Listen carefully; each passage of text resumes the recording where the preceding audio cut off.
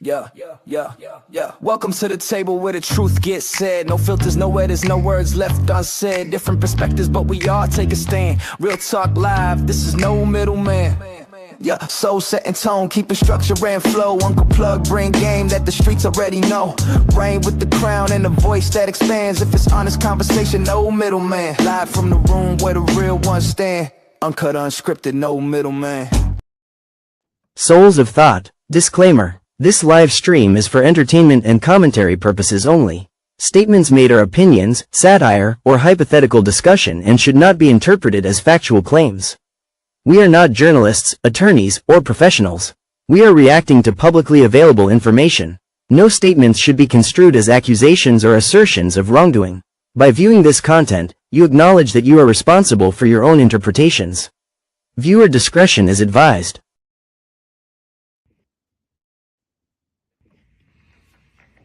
Tonight I want to start with the word that has been on my mind. Delusionally confident. Let me say that again.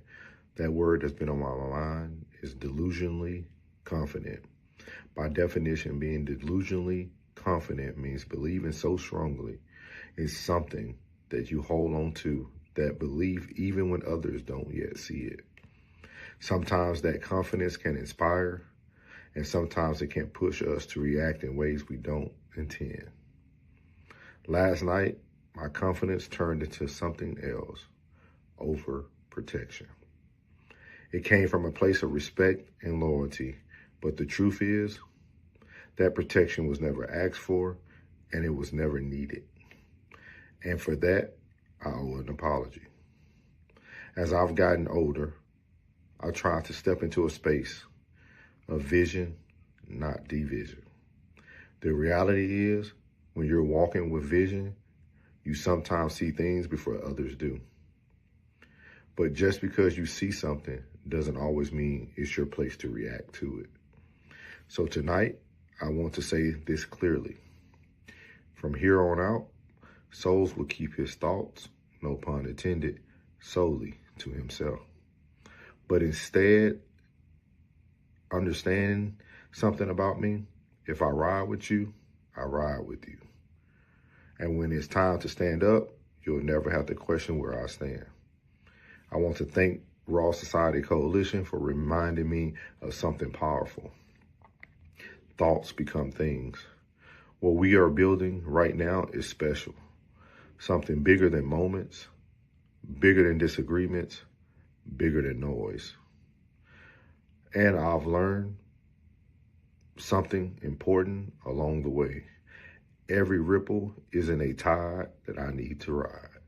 So tonight, we move forward with focus. RSC, let's take over YouTube, one stream at a time. Are you making another beat, Daddy? Yeah. And Genius is my Loyalty dad. off the strength. Man, loyalty off the strength. Squad with me off the strength. Let's go. If you with your people, let it be known. Loyalty off the strength. Yeah. Squad got me off the strength. Going crazy off the strength. Yeah. We ain't playing off the strength. My team strong. She with her ladies off the strength.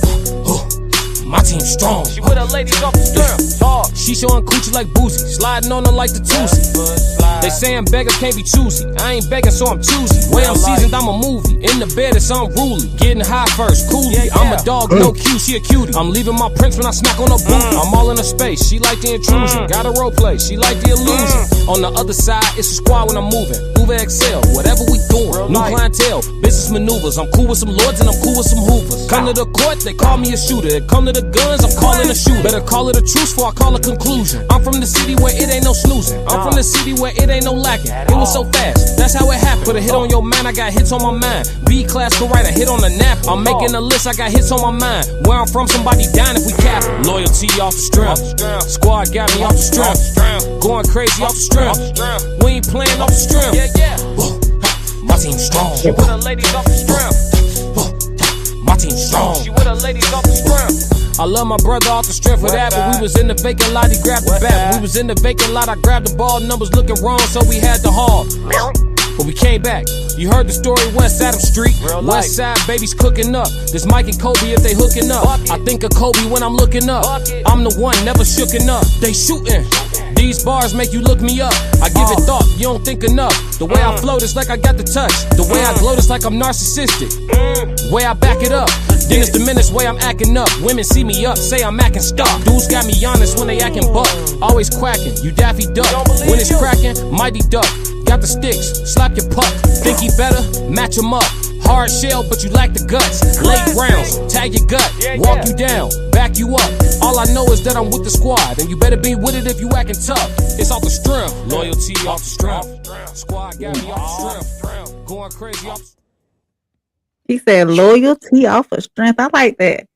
What's good, YouTube? What's up, everybody? This is your No Middleman panel, and we are here on Terrific Tuesday night, where we have real conversations. Our takes are bold, and ain't nobody hiding behind the middleman tonight. So shout out to everybody that's already in the chat rocking with us. We see you.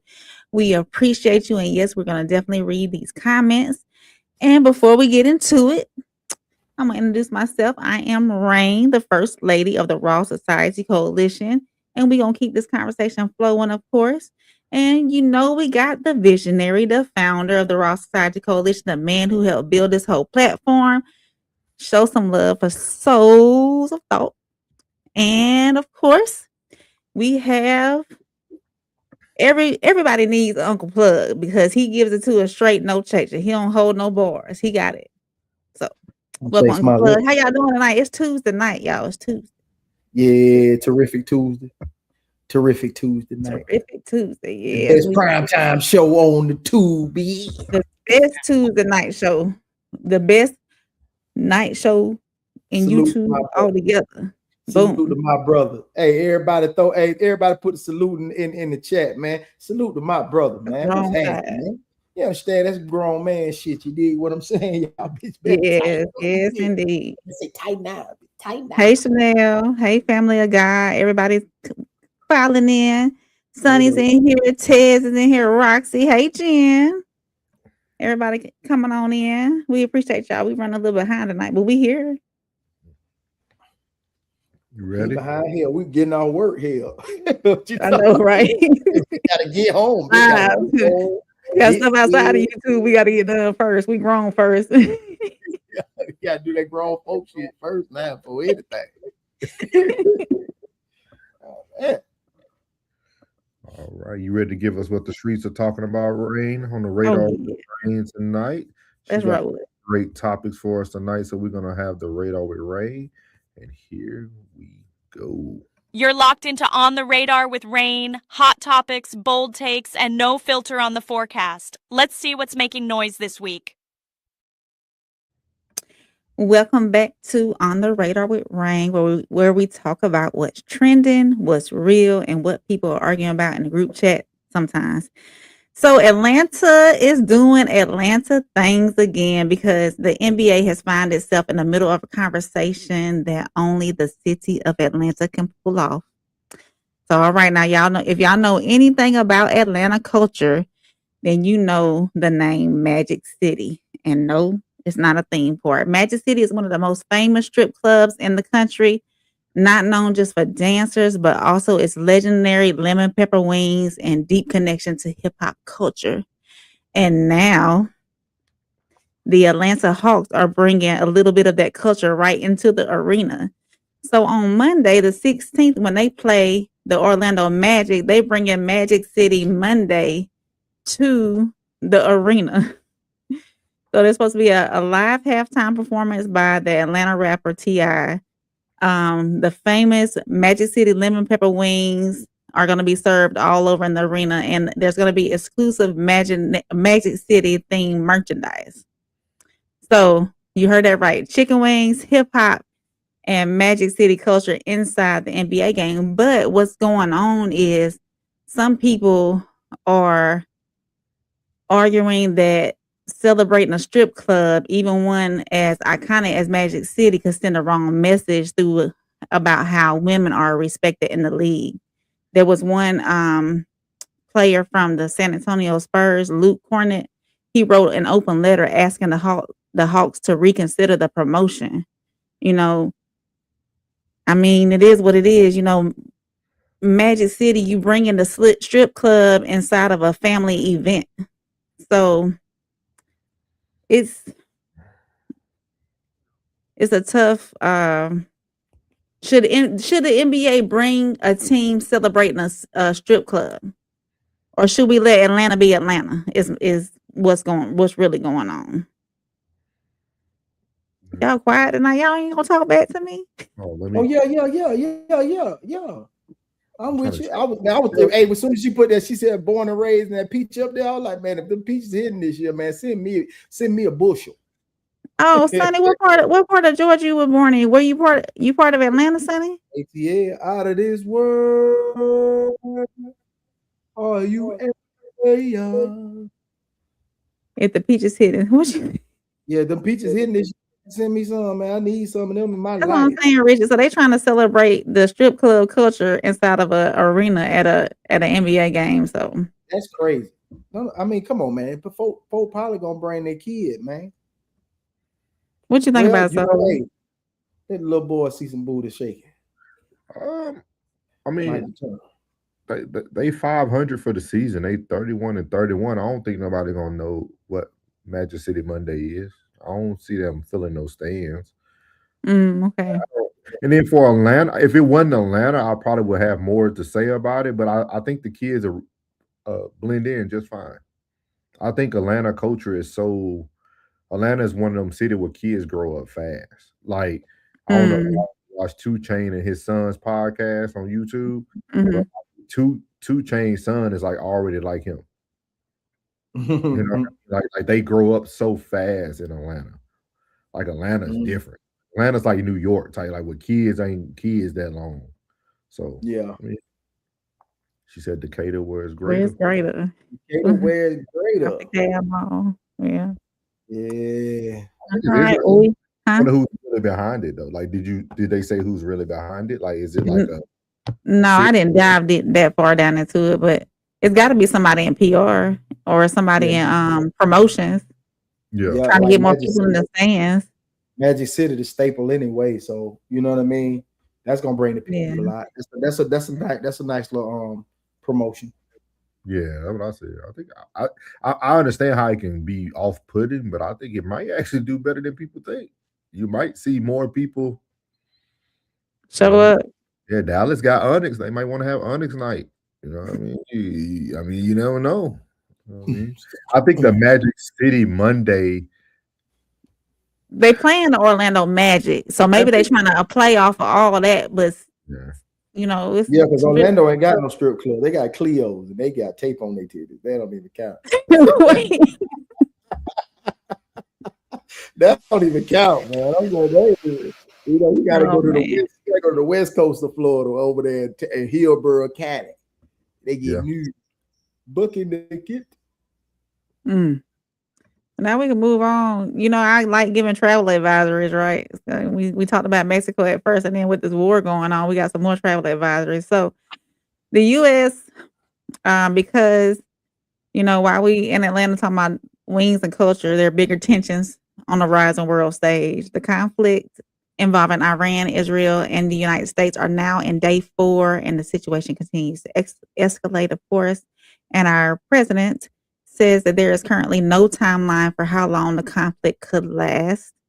So at the same time, the U.S. State Department is now urging Americans to leave 14 countries that are in the Middle East, and they're all up here: Bahrain, Egypt, Iran, Iraq, Israel, Jordan, Kuwait, Lebanon, Oman, Qatar, Saudi Arabia, Syria, UAE, and Yemen. So those warnings come as attacks and military activity continue across the region. We have had some U.S.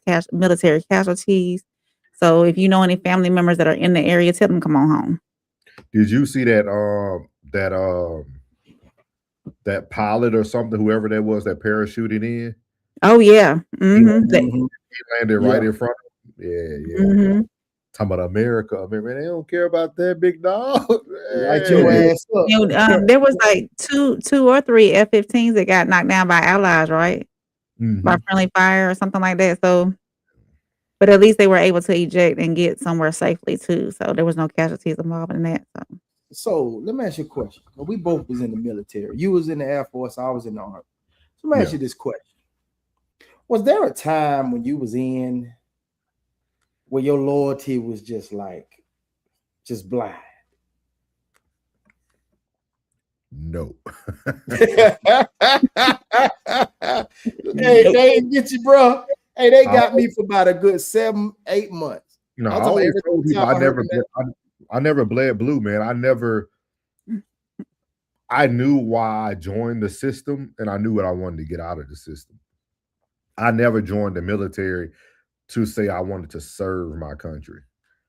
That's not what I'm trying to do. I mean, I got to, but like I also served it very intelligently. Like you know what I mean? Like I know I went the right route. You know what I mean?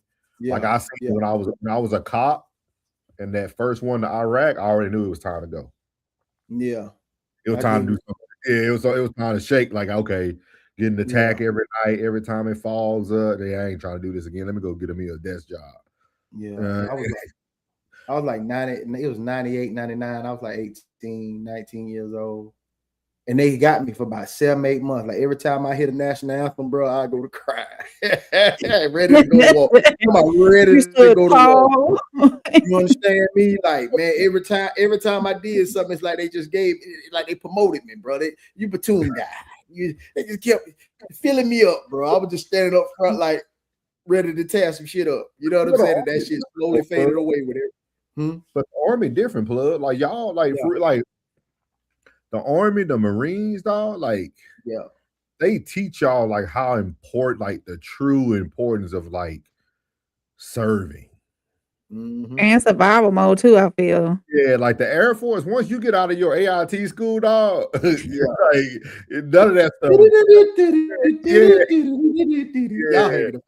Y'all thinking none of that stuff the same, dog. Like it taught me, like being around my fellow soldiers, bro. It taught me how to ride, dog. Yeah, it taught me how to ride, bro. Like, you know what I'm saying? Like, always coming from a small town environment where all we had was us, and then coming to there and then like be accepted, like instantly, like you're a part of the fraternity, man. You're a brother, bro. Like, goddamn, like everybody just came out of nowhere. It's like, yeah. So it's like, you know what I'm saying? So you ain't never spent 30 days in the field without no shower, have you? No. See. We had our own rules and everything. Like, you know what I'm saying? Like it was different, man. But like but I respect it though, because like the Army Marines, dog, they live different. Like they serve and y'all really fighting, dog. Like y'all deployed for a year. We over there for 6 months, dog. I ain't deployed no damn well. I ain't deployed nowhere.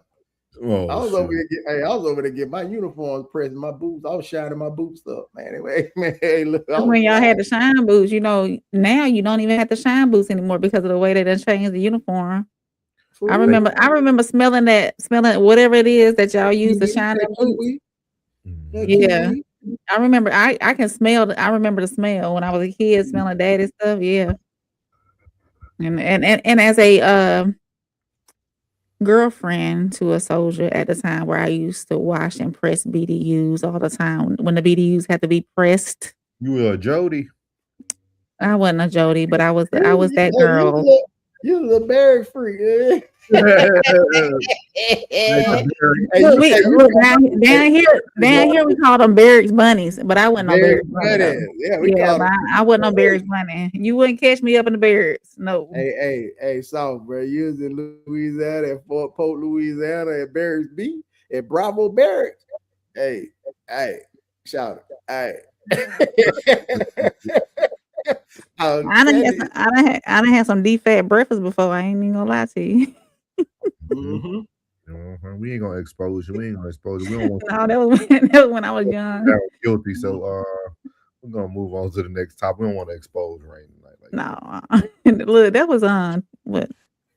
I mean, how many years ago was that? 20? 2000. No, more than that. I'll tell your age. Don't tell my age. Okay, so. The last topic I had tonight for On the Radar with Rain is A Georgia father has been convicted after getting. I want everybody's opinion on this too, because or parents attend. And you too, plug, because you been in the parent. I mean, you know, you're not a biological father, but you've been in that position. Damn. Yeah.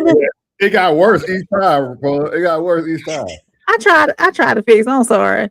Plug, you the uncle and you the parent too. Hold on. So a Georgia father has been convicted after giving his teenage son the pew that prosecutors say was used in a deadly school shooting.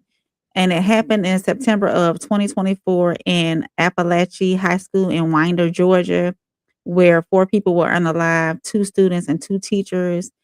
And so the father, Colin Gray, was found guilty of second-degree unaliving, involuntary unaliving, and several additional charges. Prosecutors argue that Gary knew his son had serious warning signs, including an obsession with school shooters. They also, or they say that the father still gave the teenager the pew and allowed him to access it. So the jury took less than 2 hours to return a guilty verdict. And so now this case is part of a growing legal trend in the United States, holding parents criminally responsible for the actions of their children in these mass shootings. So that raises the question, you know, many people are now asking is, where does parental responsibility end and where does individual accountability begin? So it's a conversation about that going on now. So how do y'all feel about that? Do y'all think that parents should be responsible if their children, because that's what they are going to these schools and doing this stuff? I think you would have to judge the form of access first. Mm. You know what I mean? Like if his father truly gave it to him, yes. Mhm. Now if because growing up in the South, we know my friend, they had people forget this. Back in the day when I was in high school, my friends used to have their rifles in the back of their truck in the parking lot. Oh yeah. We hunted, like people hunt. So like it was a normal thing, right? Like I couldn't even understand life today compared to when we were like going through school and upbringing. Like I seen so many different things in the South growing up. You seen so many people riding around rifles right in the back windshield of the truck. Like it was just a normal thing. So I would look more about how did he gain access to the weapon. Now, if the father would have had it locked up and maybe the son had the code to it for safety purposes, Mm-hmm. and the kid got it and took it to school, I mean, but I don't know. Because, I mean, how old was the son? Did they say? I forget how old he was. Because, you know, what age you can buy? Like, you could buy a rifle at what age? Like, is it 21 or younger than that? 18, right? Yeah. I think it's earlier. You can go to like a pawn shop, get you a little nice little hunter. You know, you'll be good. Oh, see, shoot. She said 14. Oh, he was, yeah. 14-year-old, yeah. And y'all, you know, I mean, not y'all, but most people forget, dog. You used to be able to buy those out of Walmart, dog.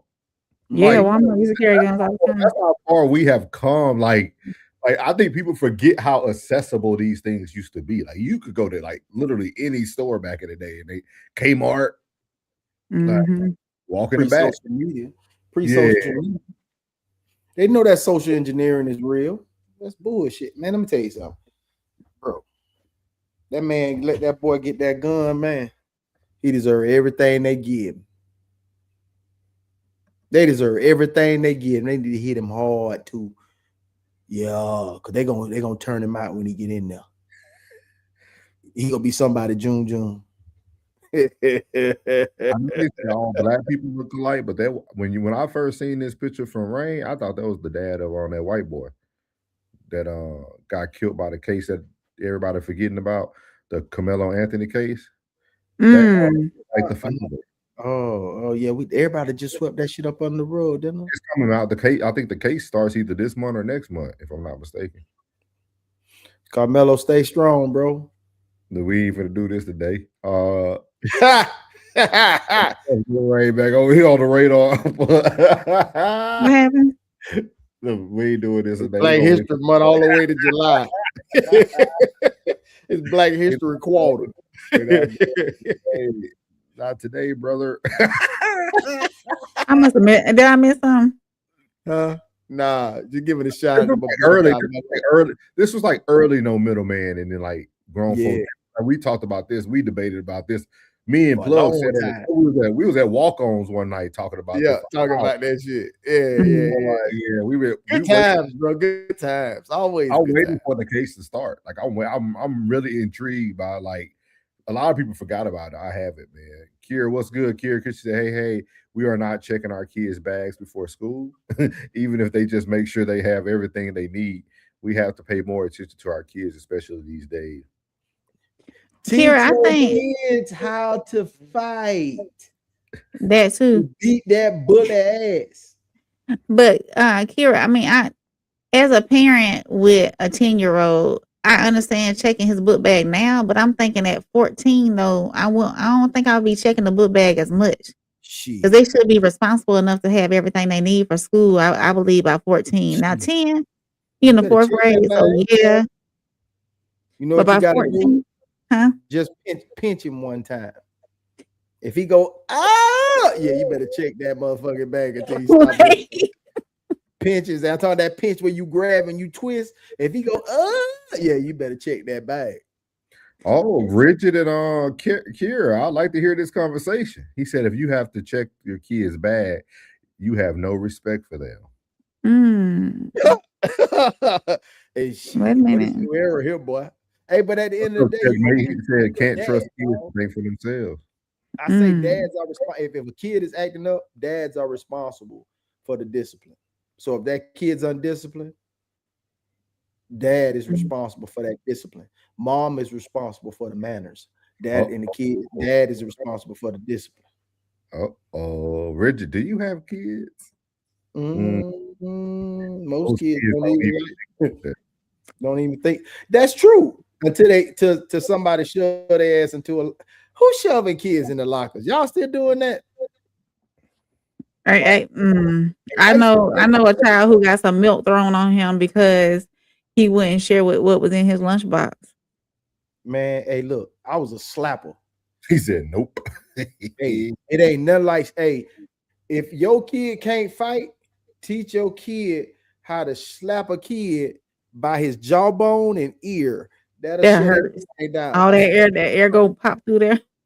that he gonna pop that ear and that jaw gonna click. Hey, he'll be left alone. Trust me. I was a slapper. Kira said, okay, that explains respect. Right. Because as kids, I don't respect where you're supposed to be respecting me, right? I don't give a how you feel when you're under my roof. When you're under my roof, I don't give a how you feel. So I don't care. But did you say how you felt about the parent being convicted for that? Yeah, he said he hope he get the highest penalty if he. Okay. I ain't hear that part. They take him up through there. Yeah, all the way through there. Because you the daddy. And I said daddies are responsible for the discipline, mamas are responsible for the manners. Okay. And just for an update on the Shamar Moore case too, they pushed it over to Friday, so we don't have an update on him just yet. Thank you. We'll bring that back up on Monday. Your dog finna get off, so. Oh yeah, he gonna get that money. Yeah, they pushed it to Friday.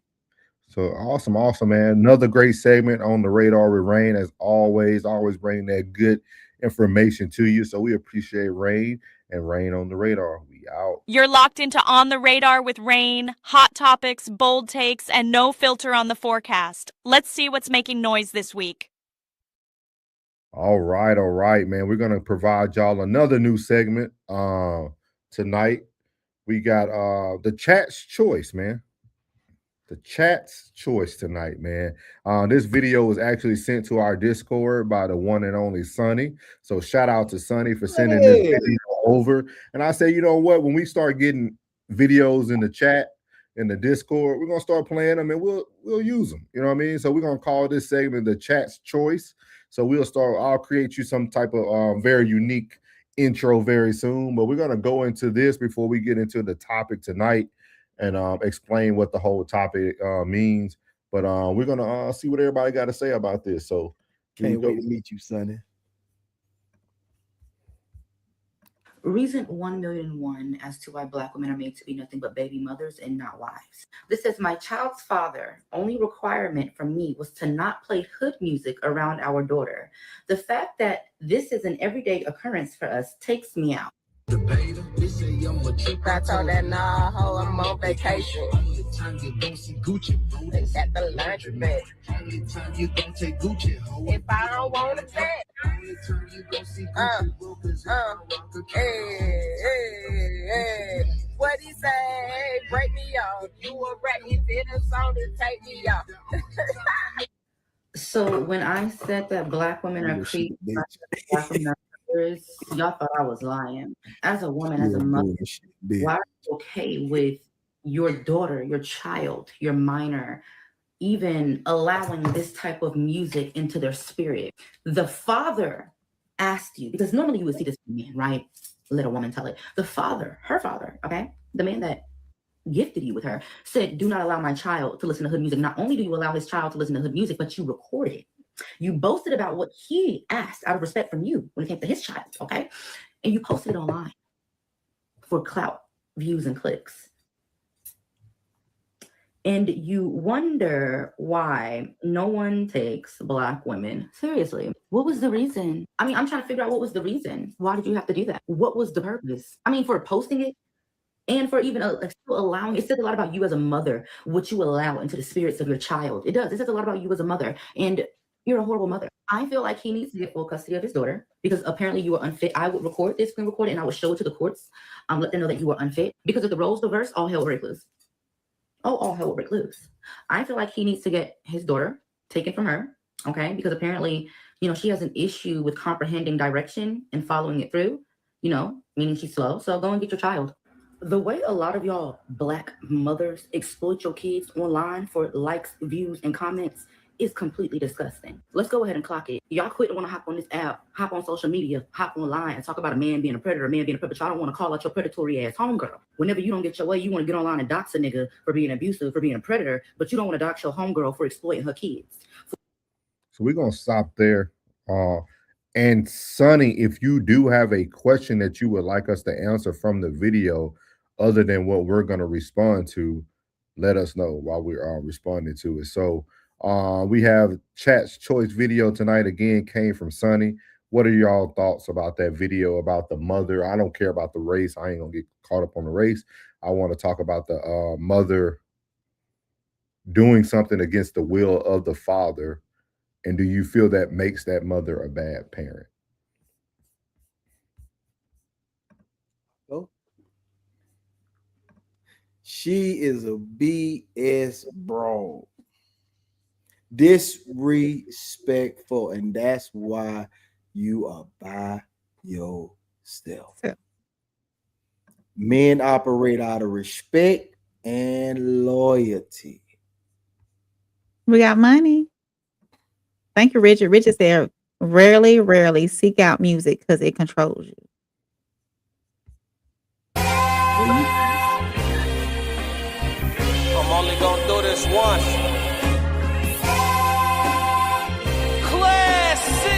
Lord God, anything attached to me that could be holding me down and keeping me from my ascension.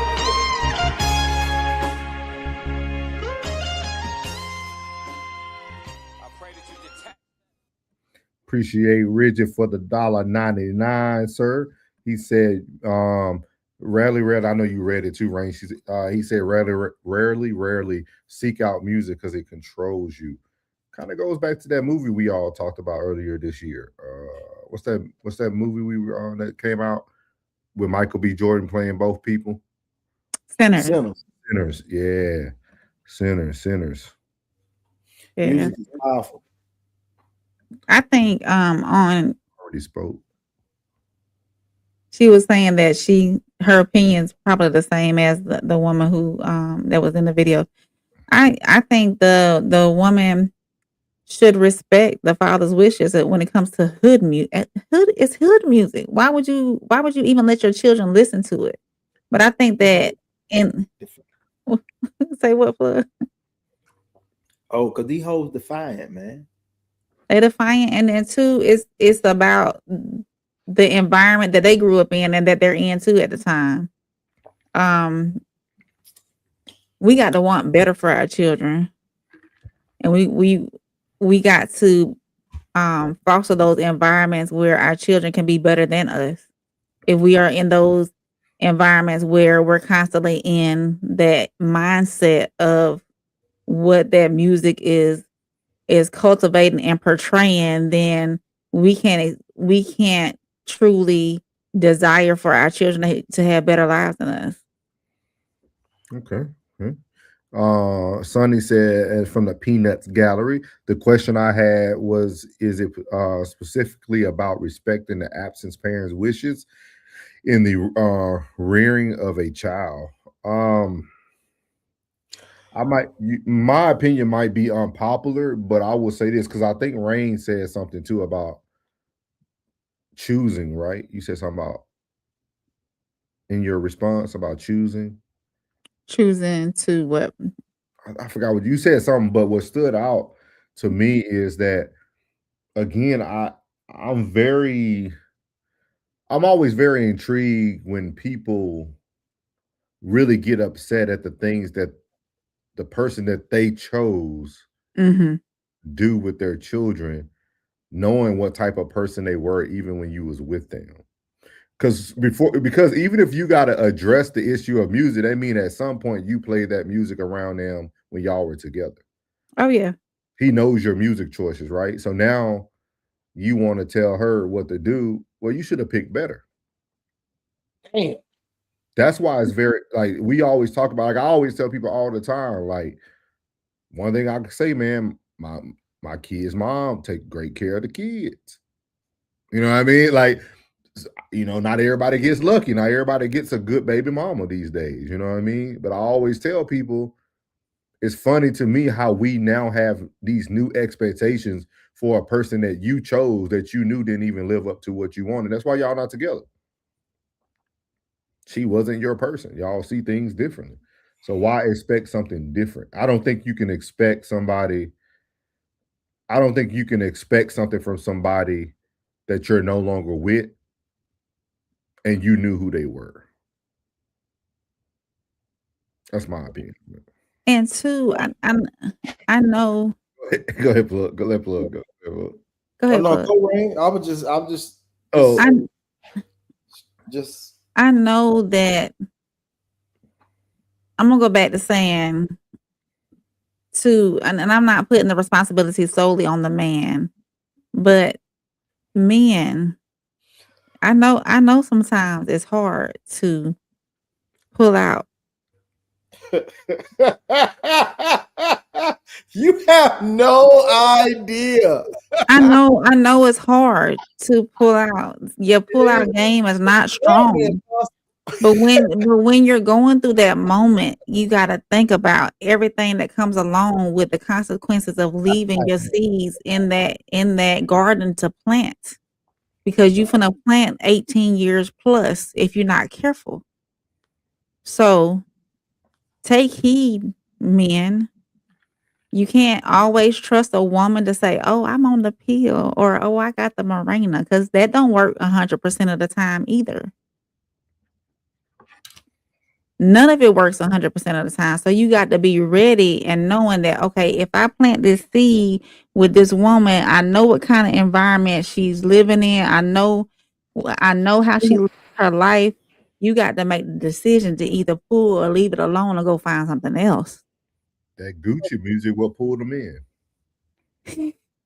Every man had a little ghetto crush. Oh yeah. A hood booger. Just like every woman probably has that hood dude that you know. Y'all always seen that one black girl had the gold teeth in the mouth, like I love her. She got that swag. She talked to you nice. She got on that bongo skirt. Yeah, got the baby hair scooped up here. You know what I mean? Looking like Janet off of Poetic Justice. You know what I mean? Smelling like Pump It Up, and she had that little burgundy sponge that be wiping the Pump It Up right now. I used to use Pump It Up. Everybody had that ghetto dream. Dog. I don't care what no dude said. Every dude seen at least one woman in the ghetto that he was like, man, you know what? I'm grabbing her booty. Yeah, she ain't bad. Grab her booty all day. I'm trying to grab her booty at least 3 times a day. And I know it'd be good. I know, but sometimes you just got to make the decision. It's hard amazing. to think. It's absolutely amazing. It's hard. It's hard. I understand it's hard to do it, but you got to make the decision and go ahead and just impossible. It's a pull-out refusal form. I'm saying it's hard sometimes, but you gotta look at in that moment, and you're not even thinking about it in that moment that you might be changing the next 18 years of your life, 18 plus years of your life. So it's tough. One night of, or no, 5 minutes of pleasure can get you 18-year plus in it. You know what I'm saying? 5? So who are you dating? She said, Sonny also said, Snapple. She said, also, do you think that's a type of behavior? It's like exploiting or exploiting? Absolutely. Yeah. Absolutely. Explain. I want to hear y'all opinion. I'm talking about the posting. The posting. Because that could have been between you and the child. You know what I'm saying? Because if the child like, I like this music, mama, you know what I'm saying? But don't tell your daddy. You know what I'm saying? Yeah, because she was telling on herself. She was showing what kind of mother she was, posting herself. Say that one more time, Ray. She was showing what kind of mother she was, posting herself. So y'all think the music choice speaks on the woman, the type of mother she is? No, it wasn't the music choice. It was about it's not the music choice. It's the act of what she was doing. She was being rebellion towards her child's father. Why do we jump to that she's being rebellious though? She probably posts all the time on social media, even though he told her no. She probably always did that.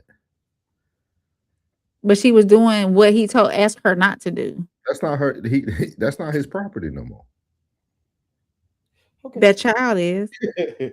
Yeah, but she with the mom.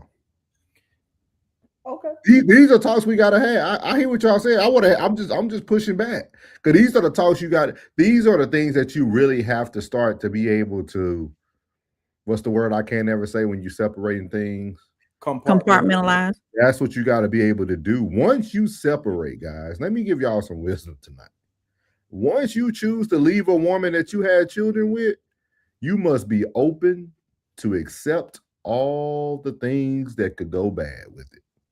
But when it comes to my child, like if, say for instance, my child's father is doing something that I don't condone, that I don't want our child, I'm gonna say our because it's our child around, the environment that I don't want our child in.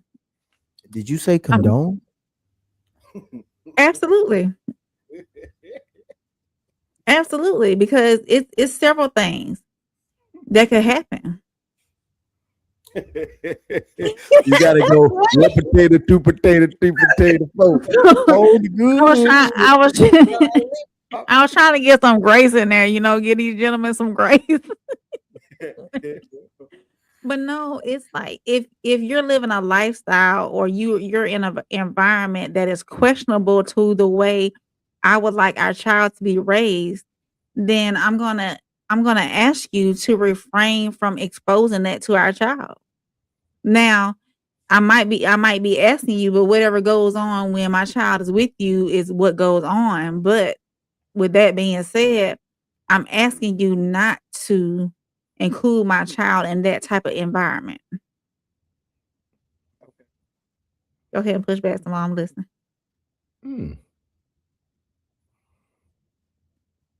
What you got, Plug? I done said my piece. I done said my piece. I think it's very unique. Plug. We appreciate you, First Avenger. But we making choices of our grown folks' choices to do what and we so is ribeye steak.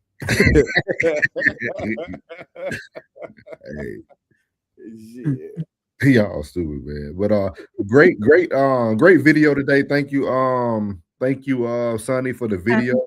Mm-hmm. I think it's a great video. I seen she gave the eyes. What you got another question before we move on, Sonny? Let us know. Free will. Yeah, that's the same thing I just said. even with the topic and him vaping. Everything's free will. I tell people if you want something if you want to control that so bad, he needs to go into courts and fight for full custody. That too. Put your money where your beliefs are. And guess what the judge gonna tell you? You don't get your ass up out of here with this shit, man. Because, man, look, get your ass up out of here. Man. Talk about the music is so you here for the music. She's a wonderful mother. I just don't like the music she's playing. Well, you know what that thought pocket was when you got her. You know what I'm saying? You know she like to turn up, Nick. You know she gonna be. You know. In summary, fellas, work on your pullout game. Thugger Nate said facts. I'm late, but I agree. She It said no. It ain't no class for pulling out, y'all. You got to work on it. Oh, I'm gonna keep practicing. That's what he gonna tell you. I'm gonna keep practicing. Shooting the club up. No, great video, man. Great video. That was actually my first time watching it. I didn't even get to watch it when she sent it over to the Discord. So again, if y'all want to be a part of the chat's choice video, send your video over to the Discord. We'll put the Discord link in the chat tonight. But make sure you send your video over and we'll put it up. Hopefully we get to a point where we get so many videos, we have to take some time to pick from each one. So we're gonna move into the tone of the night, man. I know Plug said he didn't know a few of the people, so I'm gonna have to introduce him to one, probably just one. I'm sure you know who Raymond Felton Rashad McCants is. I don't know none of the people that's on that. I know Rashad McCants. I know him from basketball. You don't know Raymond Felton from basketball? Championship winner, Tar Heels, and went to the NBA, played 14 years. Who he played for? Raymond Felton, man. He was a what they call him? He played for the Knicks. Yep. So but we're gonna go into the first topic of tonight. This is called delusionally confident, and this is a video from Justin LeBoy's podcast. So we're gonna tune in here real quick, see what they said on this short. I'm gonna play it a couple times so everybody can hear it. And then I want to get your guys' opinion about it. Confident means, because I always say, like, but people like, well, that's the reality. I'd be like, don't put like, I don't believe in reality. Yeah. So what delusionally confident means is, wait, you come up, you go to school and people tell you things and you watch things on TV, and being delusionally confident is everything that you've seen your whole life hasn't happened. You think that you can do something better than that. You think you're better than that. And I think that's delusionally confident. And then that's not how you treat people or, but how you think about yourself. I think you need that. Can you roll it one more time? I want you to describe what delusionally confident means. Because I always say, like, but people like, well, that's the reality. I'd be like, don't put like, I don't believe in reality. Yeah. So what delusionally confident means is, wait, you come up, you go to school and people tell you things and you watch things on TV, and being delusionally confident is everything that you've seen your whole life hasn't happened. You think that you can do something better than that. You think you're better than that. And I think that's delusionally confident. And then that's not how you treat people or, but how you think about yourself.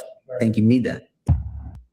So I'm going to read the definition as well because he put it into his own layman's term. But it's a mindset where someone believes strongly in their ability, status, or correctness despite overwhelming evidence suggesting otherwise. It often appears as extreme, certainly dismissal of criticism, and inflated self-belief.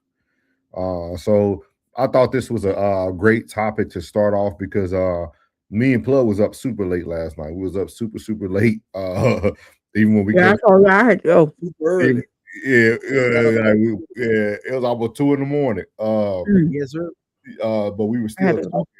And Plug kept saying something about when thoughts become things. Thoughts become things. And it made me think about this definition last night. That's why I opened up the show just talking about it and what it happened. So today we're going to actually show people different versions of delusionally confident. But I want to know, have y'all ever had any of these moments in your own life where you've had the confidence to do something despite evidence suggesting otherwise, or some people might use the layman's term, that's impossible.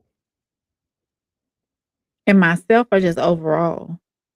Just period. Yeah. I have a situation.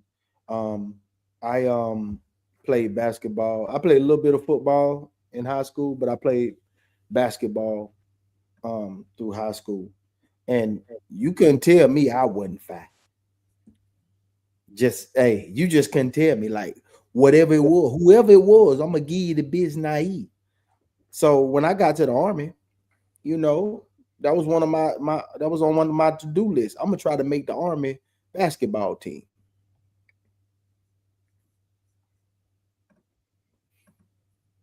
Nah.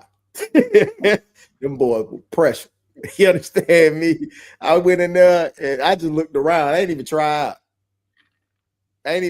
Bro. I just went in there and looked around and said, and I talked to like 3 of the guys that was sitting there, man. He was like, yeah, I was supposed to go to Syracuse, but I hurt my knee. Other one's supposed to go to UConn. I'm like, so did you think it was just out of your league? Hell yeah, it was out of my league. Yeah, ain't no think. Shit, I knew. You didn't even want to try to plug at all? No. What? I'm 6 foot. I played 4 and 5. That's power forward and center in high school.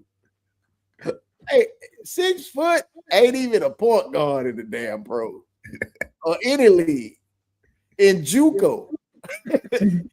And my handles, give myself a 5.7. Nah. But throughout high school, you couldn't tell me. And my whole senior year, when I was making up my mind if I was going to the military, shit, I was thinking, man, I'm finna go for the Army team, man. Y'all playing with me, man. Finna go in here and show these boys what it is. Shit. And they said, oh. That ain't for you over there, cuz. Them boy pressure. I seen a dude hit like 7 threes back to back. I'm talking about came down. I said, man, what the fuck you doing in the Army, dog?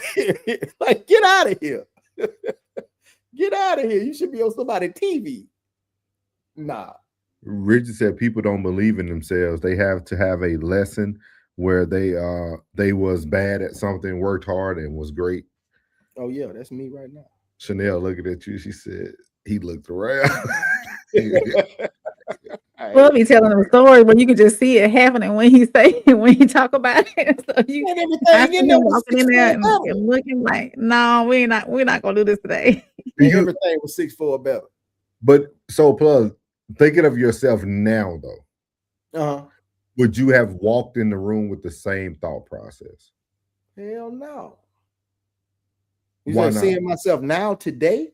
Yeah, like with the things that you have accomplished today. Why, like would you think that you would look at it differently? You would look at it like, okay, because you got to think about the league has changed too. There's people 6 foot and under in the league. Nah. Shit, hell, even it was dudes that wasn't on the Army team when we went to go play pickup game were better than me. Shit, like what the fuck are you doing here? You supposed to be on somebody's TV. Why you ain't gonna try for the team? Shit, them boy pressure. Bitch, you pressure too. Man, I can't fuck with them. We all over here. We all over here on the C squad. We ain't even on the B squad. We on the C squad. Or the S squad. Sit your ass down. Dude. What about you, Ray? Anything for you, Ray? I'm sitting over here thinking. I don't think I've ever experienced being delusionally confident. I think I go through times where I don't give myself enough credit, and I should be more confident in what I got going on, or what I'm doing. I think, or I feel as though that I'm the type of person that you sit something down in front of me, I'm gonna, even if I don't know anything about it, I'm gonna figure it out and learn how to do it. I'm confident in figuring things out and seeing how things work and being confident in learning the processes and showing the work after learning those processes. I guess you can say. You need a good man that's gonna just pour into you, just a picture a day. I'm ready. I've been waiting. He out there, Shawley. Dear Heavenly Father, we bow our heads. Oh, come on, let's get it. With humble hearts and yes, Lord. Please send one of your angels to rain south. I'm waiting, Lord. Dear Heavenly Father, we ask that you make sure that this man is everything that she's looking for, and he pours into her. He pours into her on a daily basis and give her everything that she needs to be a strong, vibrant, wonderful woman. Amen. Hallelujah. Amen. Amen. Appreciate that, bud. Oh yeah.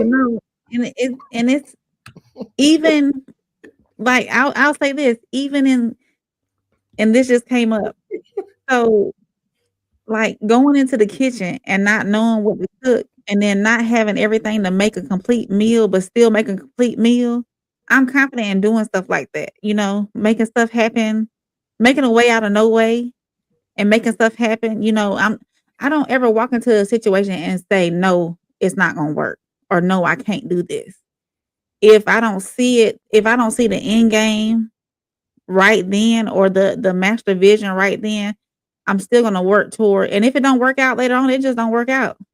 If I fail at something, like, well, I just couldn't do it right. I failed. It is what we got to move on. Life goes on, even through failures.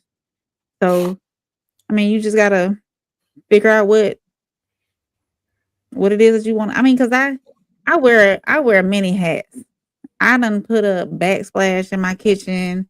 I fixed toilets around the house, painted walls, changed out, air filters on a car, stuff that I had to do because I had to do it, and if I didn't figure out, or if I didn't know how to do it, it's YouTube University or something, so I've been in a place where I've had to make stuff happen.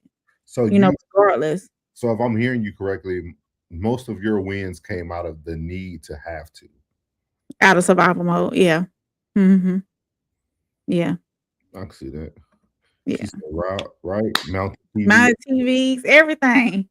Put together furniture, just like being a single parent. Every year, when you have a child and you buy these gifts now, for Christmas, and these things got to be put together. I'm sitting in the floor of many a night putting stuff together, putting a desk together, putting together this little Paw Patrol toy that took me an hour and a half to put together for my son, setting up a train track around the tree, stuff like playing Santa Claus while he was, sleeping at night.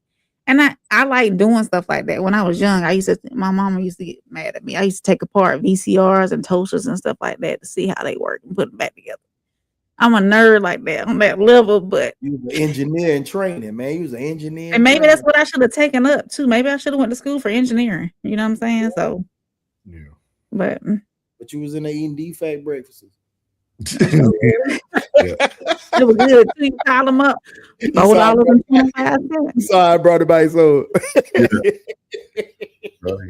I ain't had to do that yet, Thug and I ain't had to change on tire yet. I called AAA or whatever, it rolls out assistance. But yeah, so it's I'm confident in knowing that I can make a way out of no way. Put it like that. I don't think I was ever delusionally confident. Like I'm gonna make this happen and just be like delusional about it and knowing it ain't gonna happen, Yeah. Hey, I am not capping, homie. Who is that? Hey, it's so funny. I just see somebody say she capping. Yeah. I'm not capping. I am not capping, homie. Oh man. Oh, thank you, 190 West. Hey. Yeah. Now, see, I prayed. Y'all better tighten up, but that's that Tyler Perry audition tape selfie. But I'm trying to tell you. Hey, remember what 8-Ball MJG said? He said, "Get on your knees and pray to God. Things change daily. You don't have to believe me unless you want to believe me, but it's real." Richard said, not really all that can be Can be learned. learned. Yeah. Yeah, I would say delusionally confident is my biggest downfall. Because there's nothing that I didn't do in life that I wasn't good at or I didn't achieve. Like there's things that like it was like my downfall too, because like I get so easily, I can move on so easily. Like I'll pick up something, get good at it, and then it'll run its course, and then I'll move on to the next thing. I was never satisfied, even after I accomplished the things that I thought others would think would be. Like when I ran my first 50 miler, like I thought some extravagant feeling was going to be overwhelming at the end of it, and it was like, oh, okay, is it? All right, man, I'm gonna try to get. I want to get 100 miler in. You know what I mean? So you just, for me, I was never satisfied. Like even when COVID hit and I started training for my first marathon during COVID, like I thought it was gonna be some big deal running the Marine Corps Marathon, one of the top races in the, but it was, once you finish, you're like, oh, okay. Like it's just weird. Like, because a lot of things a lot of things that some people accomplish and people wouldn't think you can do it. It's just one of those things. Like the older I got, the more confident I get at like, okay, I can do it. Because a million people have done it, right? Like there's nothing, I'll tell people there's nothing you can't do. Like there's nothing you can't do. Now, if you're trying to be the best at it, that's different, right? That's a different lane. That's a different lane. Like if you're trying to be the best ultra runner in the world, that's different, right? You that's a totally different level. But if you're just trying to put goals out there and accomplish them, you can do it. Oh yeah, for sure. But the definition I thought was very unique because it also brings out a lot of it can bring out a lot of negative things too. Like delusion of grandeur for some people, and which we're going to talk about tonight. Like I spoke about it at the beginning of my interlude tonight about like delusionally confident makes me more overprotective of people because like I already see the vision, I already know it's going to work out. So then you become more what's the word? Like you become more overprotective or like you try to protect it because you know what it looks like. You know what I mean? Like so it's very interesting. Now they said randomly came across this channel. What's the channel about? Man, we talk about a little bit about everything, man. We actually are everything, bro. We are actually 3/5 of the RSC, the Raw Society Coalition. We actually are a whole movement of 5 people who all create content, man. We talk about everything, relationships. We talk about lifestyle, we talk about mental health, we talk about sociology, we talk about everything. We talk about trending topics, whatever you think, we talk about it, politics and all. We just try not to be a one pony. But this is the link to the Raw Society Coalition, I-90 West, if you want to hit up and see everybody that makes up the coalition. If you stay tuned for the whole night, you'll see you'll be able to take a screenshot at the end of the whole team. Richard said, when you simple-minded, you've been excited? You lost me with that one. When you're simple-minded, you would have been excited. Like when you're simple-minded, like your achievements and whatnot, like just like when you ran your Ultra 50, you was like, okay, that's done. Instead of you being like, oh my God, I just won. I just ran 50 miles. You were just like, okay. Appreciate you, man. I-90 West said I'm from New York. Where y'all from? Everywhere. Yeah, everywhere. We got some Texas sprinkled in there. We got some Alabama. We got some Florida, Chicago. Yeah. Georgia. But if you go over to I-90 West, if you go over to the Raw Society Coalition page and click on links, all of us towards the bottom, you'll see all 5 of our channels on there. You got me, Soft Rain. You got Uncle Plug TV, Souls. That's the 3 people you see here. And then you have the Classic Hoes and the Teds Down. They're probably in the chat, or you'll see them in the chat. But go sub to all our channels. We go live just about 7 days a week. 2-3 times a day we're live here on YouTube. And make sure you go over to our Instagram as well. We post over on Instagram under the Raw Society Coalition, and all of us are on Instagram. So if you want to keep tabs on us and see what we got going on, Just And go over there. if you're having a bad day, just go on my story. There's always something to chuckle at over there, bro. Oh yeah, I was laughing today on some of that stuff you had. Hey, that's all hey, my folks be telling me, hey, bro, thank you so much, dog. I needed that shit right there. You know what I'm saying? Definitely. Like, We appreciate all my you. folks, man, I'd be like, bro, like, this shit is not that hard and it's never that bad. This is the best it's been and the best is yet to come. Absolutely. Definitely. Dig it. It ain't never that bad. Cool, man. So we're gonna jump into this next topic, man. We're gonna continue with the delusionally confident, man. But this made me think of us as the RSC, man. I put it as delusionally confident, picking the RSC. For those who don't know this gentleman that I'm about to play, his name is Shawley Coker. He's a IFBB pro. He's a YouTuber that been in the YouTube game for over a decade and a half easily. Very wealthy black man in the state of Houston, Texas, doing very, very well for himself. Have one of the top clothing lines called INAKA Power. A lot of people, you have to be in the social media YouTube space to understand who he is, but he talked about what been going on with his company, INAKA Power, and how everything went. And I thought it was just a powerful thing. And it actually was outside of my conversation with Plug last night. This also made me really think about the importance of protecting your vision, protecting the things that you build.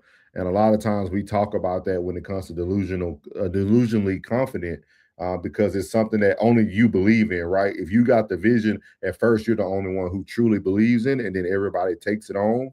But also you have to be very wise about who you pick when you pick your vision. So he talks a little bit about it. So we're going to listen to him talk real quick, and then I want to hear what y'all had to say about this.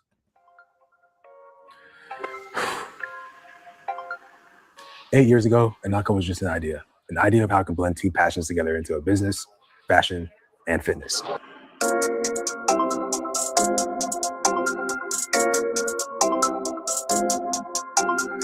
It grew fast. It actually grew really fast, as many of you guys know. But with most things that grow insanely fast, you tend to make a lot of mistakes. Let's talk about it.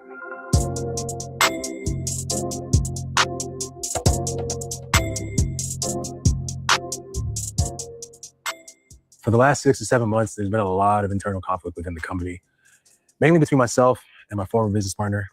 This naturally led to a lot of tensions rising within the company, which also led to bottlenecks, operational bottlenecks, hindering the company and ultimately leaving INAKA in a very stagnant state. We went from a company that dropped every month, sometimes multiple times a month, to a company that probably dropped once a quarter. And now I think our last drop was probably 4 months ago, which is very unlike INAKA. That conflict, the internal conflict, along with many other things, made me feel like I had absolutely zero power in something that I own, my own company. To make decisions really led to a lot of sleepless nights and stress and anxiety, all types of emotional feelings and stuff. INAKA was, and till this day still is, my baby. It was my first ever company that I'd ever poured my entire heart and soul into. And I think for most of you guys, hopefully most of you guys that are watching this video, you can understand the pain of working so hard for something, and it felt as if the harder I worked for it, the further away it was pulled away from me. That makes sense?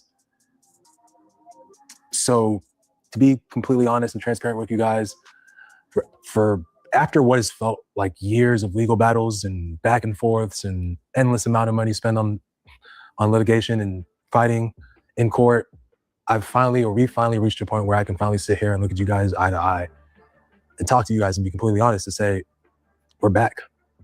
INAKA has always been about prioritizing the community. And over the years, I don't think I was able to do that. So finally being in that position where my ideas are able to freely flow from my brain onto paper, into action, and truly understanding that my company is not limited by anything else other than my ability to do them, it's been a very freeing feeling. I don't know. I feel like I'm really diving deep into like the emotional side of things. I'm trying to keep things professional. But I just feel like I let my community down and I lost a lot of you guys' trust. And the only thing that I can do right now in this moment is promise you guys that 2026 will be a better year for INAKA and the community that INAKA has built. I'm going to work my ass off to gain back y'all's trust and continue to deliver the products that we are known for delivering. This has ultimately been a decision that I've been honestly battling for years.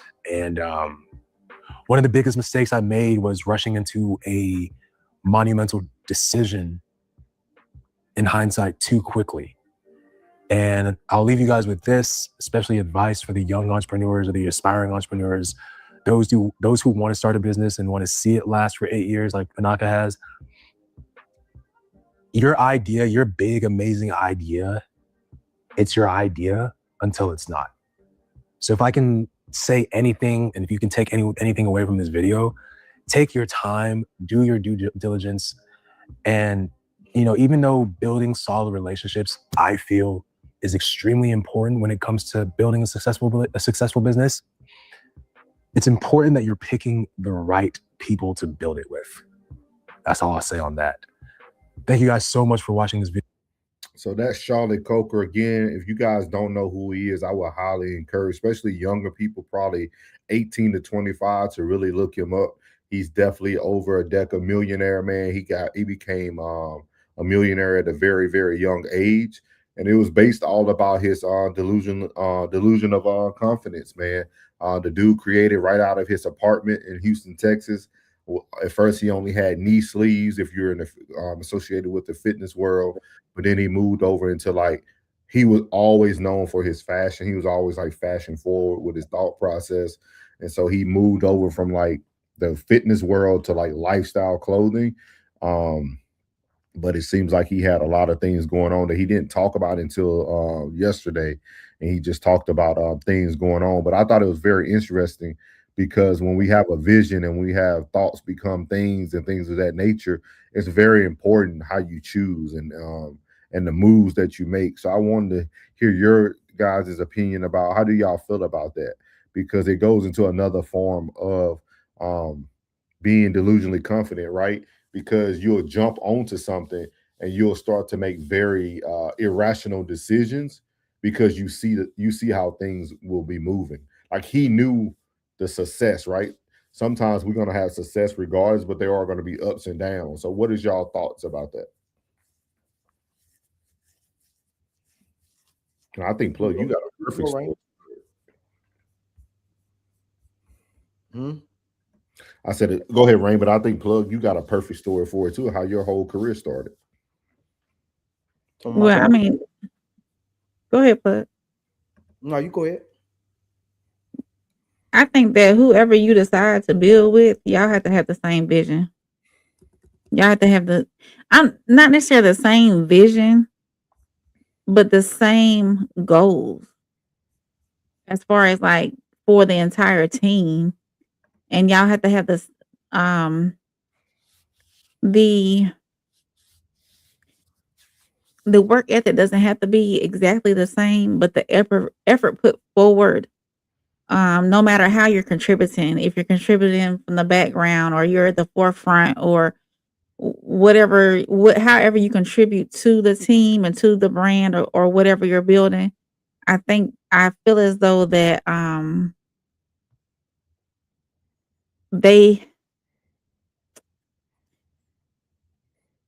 one band, one sound type deal. Yeah. Well, it says confidence is earned and delusion is imagined. Me jumping into my career, you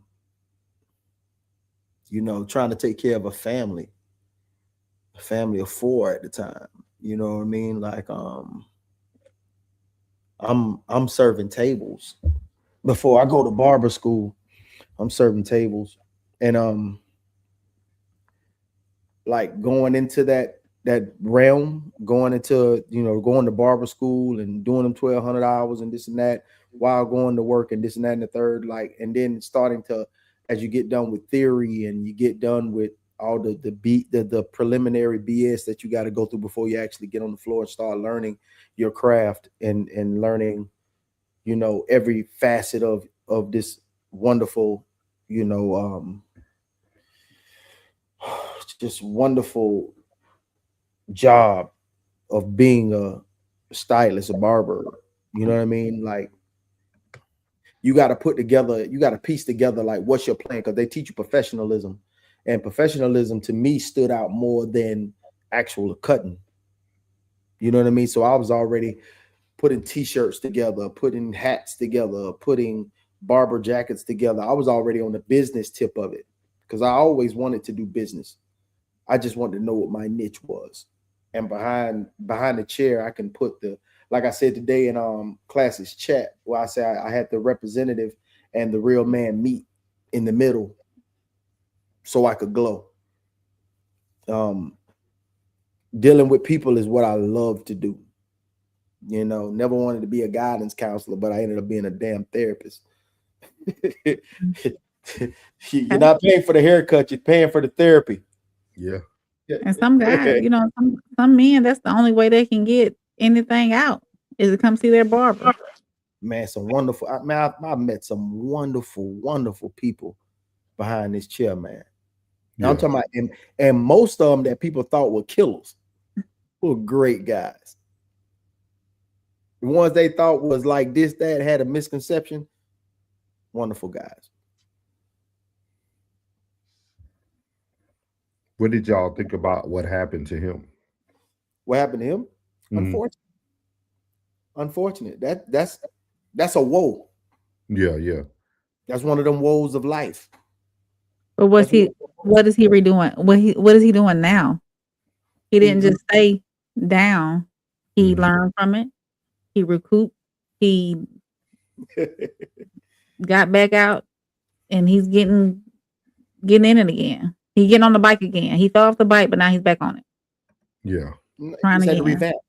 So revamp. Always, these things. Don't, everything happens for a reason. Nothing is by chance. So when those things happen, you know, you just regroup. You know, you smile. First you smile. Before, when anything is going wrong, the first thing you do is smile. And that smile should be acceptance. Accepting that the fuck shit comes with the good shit as well. Yeah. Tell you, like long time ago, a older lady told me, I wish I could remember her name. She told me, you got to smile in the good and the bad. You got to thank God in the good and the bad. You got to thank God, because that bad thing happened for a reason. All those cliches that we use, you know, the pen is mightier than the sword. It gets greater later. You know what I mean? All those things happen. The only thing, when you quit or take yourself off the chessboard, that's the only thing that stops. When you quit and you take yourself off the chessboard. And you can see too that he still sees the vision. Oh yeah. The dream is not gone. He still wants it. He still desires it. So he's gonna keep pushing forward and just revamp and just get back out there. So yeah. He sounded like he was crying. He had me crying, man. Hey, tighten up. Y'all gotta watch his story, man. He got an amazing story, man. He do some great things, man. He right up the street. In Too Deep said before I started losing my hair follow. Oh, I got a treat. Hey, I got a treat for you when you come to the shop. His prices went over 100. You know the last time you came to the shop, the little encounter that you had. I got a treat for you. Hey, it's locked up now. Hey, I got a treat for you, player. He know I'm about to come in hot. I'm gonna come in hot on him. Ted said less than 25% of therapists are men in 2026. Yeah. Statistics. Yeah, they matter too. They definitely matter. What's man. up, Tiz? What's up, Ted? Yeah. Because I was at work, so I didn't get to watch Ted's show. But our meat and potatoes tonight, man, is literally the same. I don't know if we're doing the same topic, but it's associated with the same people, which is very interesting. For those who don't know what's been going on with Rashad McCants and Raymond Felton, and the whole team, man, there's been a lot of beef going on between them and the basketball world. But I thought it would be the best way to finish the show out is just talking about the delusion of grandeur. The definition of that, for those who need to know or who would like to know, It's a psychological concept describing a person who believes they possess exceptional importance, power, wealth, or talent far beyond reality. In psychology, this is often associated with certain mental health conditions or severe ego inflation. So, yes, ma'am. A psychological concept describing a person who believes they possess exceptional importance, power, wealth, or talent far beyond reality. Okay. In psychology, this is often associated with certain mental health conditions or severe ego inflation. Okay. Okay. Appreciate that. I appreciate that. You know. First lady, man. Anything for the first lady. So for those who are in the basketball world, I know for Rain, she won't know what it is, but I think you'll still be able to talk about it because they go back and forth. But Rashad McCants is a very interesting fellow, man. If I had to give him a comparison, he might be what y'all would consider the Dame Dash of basketball. Okay. If I had to put him in a, he might be considered the Dame Dash of basketball. So he wasn't like that to me, bro. Like the way he be talking, it's like, hey, he wasn't like that to me. He it's very unique. So like here they are. This is actually Darren Williams and Raymond Felton and all of them actually responded to something that Rashad McCants said back. So very interesting, man. It was a lot of back and forth, but I'm just gonna play this one because it's a little bit easier to understand. So here we go. He will talk to us about your draft workouts. Your draft workout was against. Hold on, are we showing any clips on what? Yeah, we're about to show the clips. Dio's running this, and next thing you know, it went between Ray and D. Will. Mm-hmm. D. Will told his story. Ray confirmed the story. Let's hit a rebuttal. Raymond Felton, come on, hey, what we talking about? We giving these niggas power, right? Charlie Villanueva, nigga said I was sick in a workout. I think I got sick right after I tomahawk dunked on his ass and I threw up. I almost threw up on it. After I yelled so loud, I almost threw up on it. They told me to come back the next day. I used to do Ray so bad in practice that it just like it still lingered. 20 years later, niggas still talking about shit 20 years later. Why you didn't say this shit when it happened? Because you lying. So if niggas lying on my name just to get clicks on Out the Mud, y'all niggas ain't gonna reach that Kobe 81 numbers without me back on that show, my nigga. Y'all gotta start figuring out what the algorithm is. Put my name in the chat, Ojo. Come on, man, say my name. You know Kenyon gonna knock your face off. Kenyon don't even play like that. So yeah, it's cool to try to box a 6'9" nigga, but you come on, man. What we doing? I know none of these niggas like me, so I don't be looking for no friends. And when niggas don't respect you, you ain't gonna be no friends. But I'm unfuckwittable. You niggas not fucking with me. And I ain't never ducking shit. So if a nigga want to step up and see me outside, here's the time too. We can go to the court, we can get in the ring, we can do whatever. That goes for Pat, Darren, Ray, Theo, the sick nigga. You got a sick nigga, a fat nigga, and an ugly nigga. All on one pie. Cool.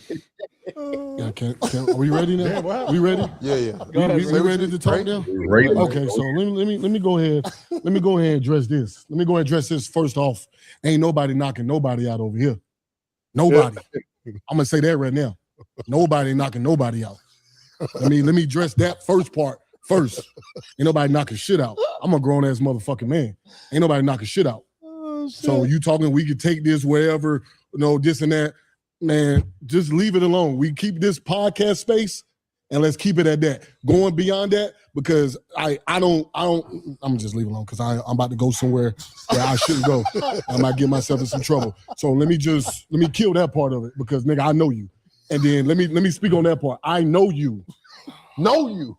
Like know you. Was in school with you. Know what type of dude you are. Know this fake tough guy thing that you're doing. Like, come on, bro. Like, Ain't nobody trying to get no clickbaits, no nothing. Nigga, I'm a whole dad now. Nigga, you could call me fat, whatever you want to call. Nigga, I got a great life, living a good life because I earned that shit. Remember that. Remember that part. I earned it. Where I came from, shit I went through to get to Carolina, then get drafted and play 14 years. 14. I played 14 years. I don't know how many years you played. I don't give a fuck. And that's the main part I want you to understand. I don't give a fuck about you, what you do. But when you addressed Carolina, which is what I love and a place that helped change my life, when you address our teammates, used to be your teammates, when you addressed us and called us slaves. So I want you to remember all the things you said, nigga, before somebody even addressed you. Nobody addressed you. You said stuff a long time ago while we were still playing in the league. You got on ESPN, you did that bullshit. Nobody addressed you. None of us said nothing. Then you come back out again later on when you get on the podcast and stuff, and y'all doing a great job with y'all podcast. But don't come over here and talk shit and say niggas got something to say about you with clickbait when all of us got the same story. Same story. We speaking facts. This is what happened. Regardless of what. Okay, you might have got hurt. Okay, say you did get hurt in that workout in Charlotte. But it happened. You didn't finish the workout. You say you got sick in Toronto. It happened. So nobody's lying. You saying we lying. Nobody's lying. These things happen. We was there. We was with you. So I really don't understand where it is. Niggas are trying to get clickbait, niggas trying to do all of that, and then you want to be all tough, calling niggas fat. Nobody ever called you out your name. I called you out your name one time because I was pissed, and I'm not even gonna give you that type of energy no more, my nigga. I'm a whole dad with kids, with a family. I ain't even on that type of time with you, but I can go back there though. I can go back to the young Ray. I can get stupid if that's where it needs to go. I can. But so I'm gonna play the whole thing for y'all. With that being said, I thought it was very interesting, man, because it's something we don't talk about a lot in life, man. And Rashad McCants is living it right now. There was a lot of people who they start to talk about his character, right? They start to talk about him being an angry person, about, you know, even Raymond Felton said, like, it wasn't about your talent. It was just about people didn't like you.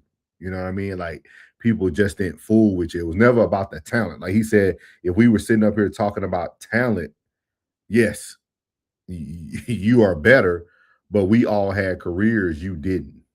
You know what I mean? Like Raymond had 14, Charlie Villeneuve, all these cats did about at least a decade in the league average, right? Darren Williams, we know what he did and all that stuff. So, like, I thought it was very interesting, but I thought about delusion of grandeur when you think about Rashad McCants, right? Because the hardest pill to swallow is to know how good you are, but never reach it. And then to take on a persona that everybody hates you or that everybody dislikes you, that has to be a hard place to sit in.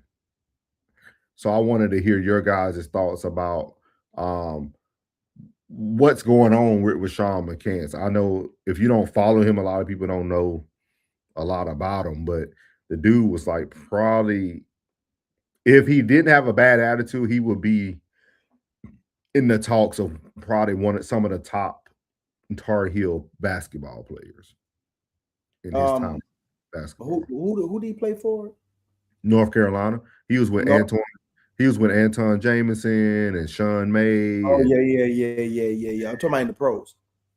Oh, in the pros? Man, where did Rashad McCants? Let me look real quick for you. Let me see where you went. Sure. If you got to look up, it wasn't nothing. Even Felt came to my head. Like, I'm like, where he play?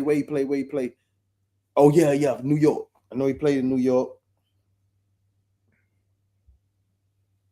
That's to say Timberwolves. So is this he played. Oh, he was there with he was after KG. He was the number 14 overall pick in the 2005 draft. He was number 14 overall. Let's see. Career average. He only had 1 year. He averaged 14.9 points a game. Well, he played. No, that was his best season. His best season was 2007, 2008. Then he later played with the Sacramento Kings and then went overseas. And then they talked about that too. That he played for like the Texas something. Like they were going in, dog. But like, what is y'all thoughts about that? I have a question. So is this the delusion of I'm that dude, but you're really not that dude? Or your funky attitude overshadows the fact that you are that dude? Your character. Man, he was a basketball talent for sure. Okay. He was a basketball talent for sure. Oh no. But I know that he did have a lot of complaints, even doing like workouts, stuff like that. Like his reputation did not suit him well. Okay. You know what I mean? Like, so Classic, was he like that? It has to be a hard place to sit. Yeah, was he so he like just that? wasn't received well because of his character? So was he like that? I think he was. Some people might disagree. I think he was. Like, I think even though he averaged like 17 points in college, he had probably one of the best basketball teams. I'm talking about from the starting five to the bench at that year. You got to think about, you had Raymond Felton, you had Sean May, you had Antoine. He played like a couple years with Jameson. He had old boy that could jump out the gym for North Carolina. Who that? So what is Vince? his name? Vince? No. I can't think of that dude's name. Everybody knew him for his dunking, and he played probably like a few years. Yeah, Class said he had game that didn't translate to stardom in the NBA. He was cool as a player. He was a great college player. Yeah, he was like a great college player, and probably they even said it on there. He was like one of the best high school players like you would have ever seen. Like but I think his ego and everything that took over is why he's still in the position he is in today. And that's a hard pill to swallow. That's something to say, because he had to be something if Gil went and got him. Because I don't know if people really now I remember Kenyon Martin. I remember Kenyon Martin's career. You know what I mean? He played at University of Cincinnati with Keith Legree at the point guard. I remember that. I met Keith Legree back in 1995. I remember when Martin was in March Madness and touched the top of the backboard. Yeah, like Kenya was like that. So if for him to be up there on that panel, I would assume that he was like that. Yeah, I don't remember him. He a dog, just like Brandon Jennings. I think Brandon Jennings handles his career shortcomings better than Rashad McCants does. Okay. And I think that's what I kind of wanted to talk about, is just like, how do you navigate when you're the best at something but never reach the peak of it? Like, how do you, because at one point, right, he was delusionally confident. You got to be to say, I'm going to get to the end. Kind of, you said it, Plug, at the very beginning. Like, man, basketball was my thing. I walked in this gym and like, nah, bro. But he walked in every gym and said, yeah, bro. Yeah. I'm the best in here. And he made it to the NBA. I don't care how many years you played in the NBA. You made it to the NBA, yeah. Yeah, you know what I mean? Yeah. What do you guys think that feeling is, though, to like never reach what would be the pinnacle of your success with all that talent? I would want to know what's stopping me from reaching that pinnacle, and I would want to try to figure out why I can't get to that peak. What's stopping me? And I would want to work on that change, whatever change that may need to happen so I can get there. But sometimes though, even if you can't get to the peak, you just have to be content and knowing that you'll never reach the peak. I feel you on that. Like I see many like my actual cousin, actually not blood cousin, but you know what I'm saying, step cousin, I would say, is one of the best in the game. Is one of the best cutters in the game. Is one of the best, to me, in my opinion, one of the best barbers in the game. You know what I mean? And You know what I mean? But we can still get on the phone and you know what I mean? He'll tell me like, bro, you do the numbers I do. You know what I mean? Outside of, you owning 3 barbershops, I don't see those numbers, but you know what I'm saying? His numbers behind the chair, we look, look the same. But would I put myself in his category? No, I would not. I'm gonna put myself in this category. No, not at all. But at the end of the day, hey, like I tell anybody, like say, I used to be the man at Madden. We get on Madden, I tear your ass up. NBA Live, I tear your ass up. You know what I'm saying? They be, oh, you think you the best in the world? No, I just say like, hey, look, you might beat me, but if you do, you gonna know you was in a scuffle. You just ain't gonna come in here and just handle me in no any kind of way. Do you think that him being true to himself is the reason why he couldn't reach his peak as far as NBA goes? It's like a nickname. It's almost like selling your soul a little bit.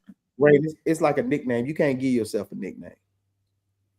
The streets got to give you a nickname. Mm. You know what I'm saying? The streets give you your nickname. Your family give you your nickname. You don't give yourself your nickname. You know who I thought about when I thought about Rashad McCants today? Who? Shador Sanders. Mm. Expound, sir. Because if Deion Sanders wasn't who he was, the NFL was showing you that they were about to close the door on him. And like, when you really do your research on Rashad McCants, his coach War Williams at the time had a lot to say about him. Like once Rashad got off of the Tar Heels team, they had a lot to say about him. You know what I mean? Like once, see, because that's what people don't understand. Like people will tolerate talent.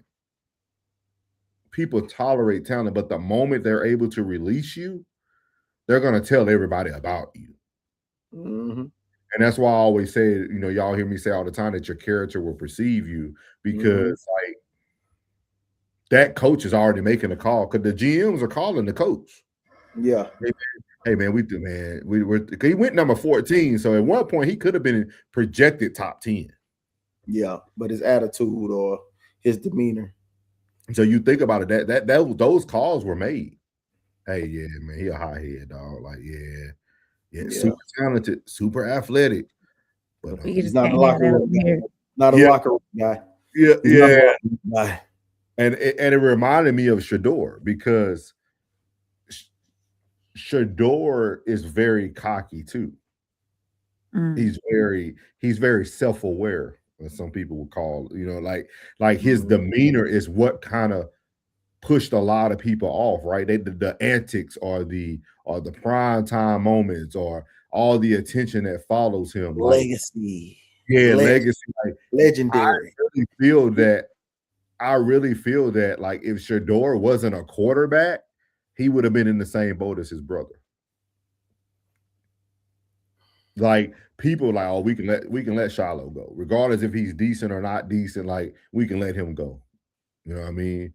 But Shador was such a huge ego or a huge like, I mean, he is. He's a huge presence. Like he sells tickets. You know what I mean? You do. So when it comes to Shador, like that's who I thought about when I was thinking about McCants. It's like McCants just didn't have nobody else to push him. Like Shador will always still have his father to open up some doors that even though they might be shut, they'll open. Yeah, like when you like he's like a big bad wolf. And the only way you can simmer down a big bad wolf is put him around another big bad wolf. So they got a duel. They got a duel. Them be the ones that stay after practice and say, I'm gonna get on your ass after practice. Let's go. And then take him put him in that paint and work him. Like he'd probably been great around KG. Yeah. He probably needed somebody like a KG. He probably needed somebody like a Russell Westbrook. He needed somebody, you know what I'm saying? Somebody who ain't afraid to get in his chest. Yeah. People don't feel around the blow. Oh. When you got that glue. How did, like, for the chat, how do y'all feel about, let me see. I think I missed what Ted said. Ted said something about McCants. Hold on one second. I don't want to miss. He said, I don't like opinions of MFers who never won anything and didn't give Kobe 60. Oh, okay. So you're not a fan of McCants when I'm reading, Tez. You're not a fan of. He said they tried to close the door on Sanders because his dad is Dion. He really ain't got nothing to do with Sanders. He said, wholeheartedly gotta disagree. They will spite you because of your talent. McCants had an average handle that limited his scoring ability in the league. Ted said that attitude is only used to humble athletes who don't fit the mold of what they think is acceptable. I can agree with that too, but I'm waiting to be wrong. I already told you about him. I'm waiting to be wrong. About who? Shador. Oh. I said, babe, I already told you about him. I told you first quarter when we first met. Yeah, I think he's gonna be straight. He's a game manager. He's a good game manager. He's a winner. I know you said he never won anything, but I think he I think he just comes from that pedigree. He's gonna always win. You know what I mean? And regardless, Nike got a lot of money behind him. So until that contract is up, he's gonna be in the league somewhere. He said McCants is successful, but doesn't know it. He treats himself like he's a coulda, shoulda. The perception of him is self-inflicted. Yeah, that's kind of where I was trying to guide the conversation. But if you don't know a lot about him, it's hard to have the conversation about him. Like, yeah. So, but that's sort of like what I was thinking too. Like, is he standing in his own way with the way he presents himself as far as like his character goes and having a bad attitude and whatnot? Hey, just to be, Tez, to reiterate on what you said, you know he wasn't gonna make that secondary. Yes, he stood absolutely no chance of making that secondary. None.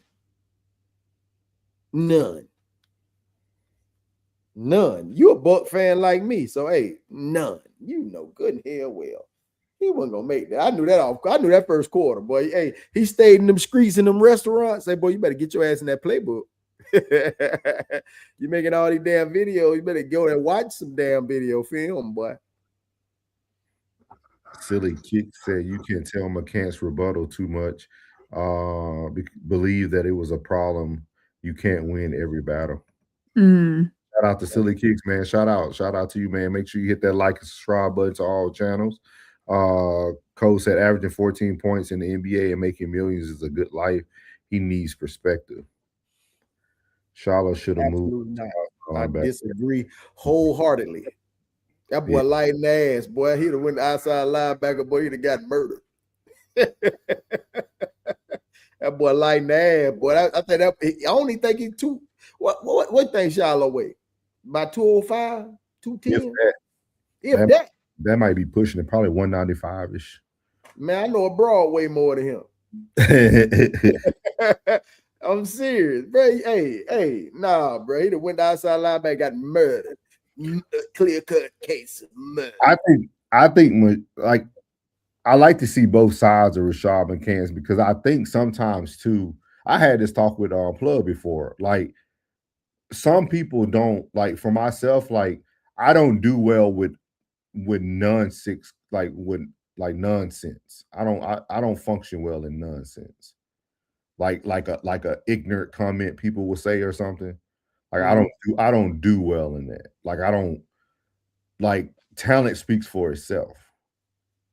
And when you know you're good at something, and let's say you have a bad day or somebody beats you at something and they talk crazy, I don't do well in those environments. because I'm a very concrete thinker. Like you're not better than me. Like I know that. Like especially like a lot of people don't like when it comes to like bowling. Like I know how well I am in the sport. So having a bad day or a bad weekend doesn't identify that. But in the Black culture, in Negro culture, dog, like you can't have a bad day. Black people don't let you live. Not in a bad way. I'm talking about like Black people joke a lot. Like they don't let you live it down. Sit in it and then get over it. They're gonna keep punching your ass. Like, cause I've seen it a lot in the bowling world, right? Like I will walk into a bowling alley with Black people, and they would say the most outlandish stuff.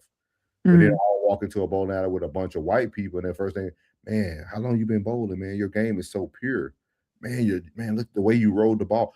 White people looked at more of the talent and they can see the potential. Black people look more at how does it look and what was the results. Like you seen that meme of that Black dude in the convenience store? He went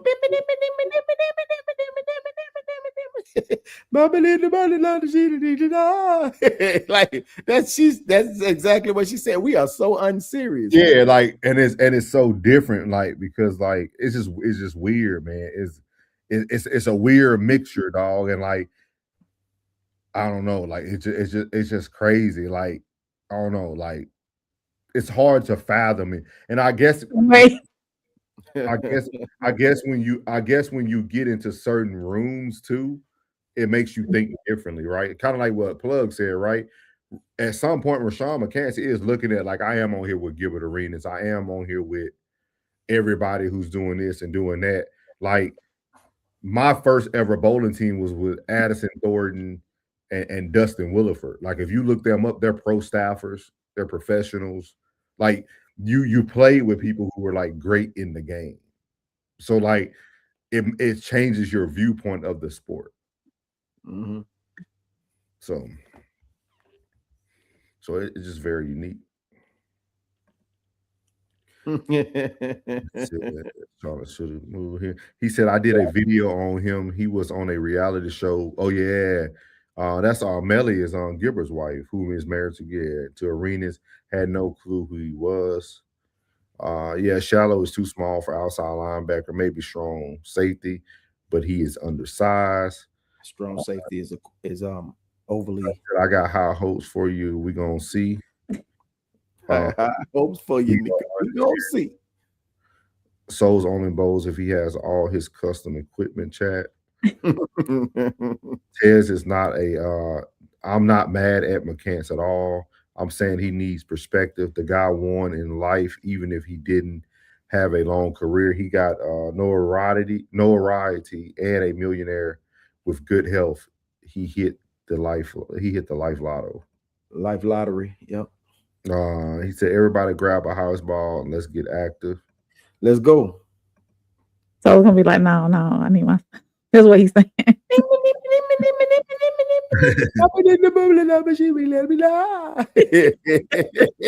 That shit had me dying laughing, dog. That Indian dude was like, yeah, dog, we just having fun, bro.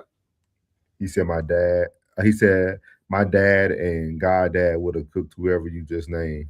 Been bowling since you had to keep score on paper. My dad 5, bro. My dad at 5. My dad, I'm all right. Ted said he posts bowling scores, just saying. Be like, this is how it went down. Everybody packing up their balls and shit. He go right. You